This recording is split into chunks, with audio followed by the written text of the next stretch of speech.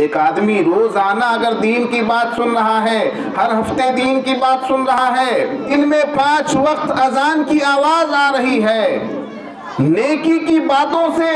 اس کے کان محروم نہیں ہیں، وہ ایسے مسلم علاقے میں ہے جہاں مسجد آباد ہے، جہاں جمعے کا خطبہ ہوتا ہے، جہاں جلسے ہوتے ہیں، جہاں علماء کرام ہیں، جہاں قرآن و حدیث کی تعلیم دی جاتی ہے، اگر ایسے علاقے میں ہے، اس کے باوجود اسے توفیق نہیں ملتی کہ وہ مسجد جائے، اس کے باوجود اسے توفیق نہیں ملتی کہ وہ نماز پڑھے، اس کے باوجود اسے توفیق نہیں ملتی کہ اللہ کے راستے پر چلے، رسول اللہ صلی اللہ علیہ وسلم کے فرمودات کو اپنا عملی جامہ پہنائے، تو یہ سمجھا جائے گا کہ یہ جو نفع والی باتیں ہیں یہ اس کو نفع نہیں پہنچا رہی ہے، تو ضرور بھی ضرور اس کے ایمان میں کھوٹ ہے۔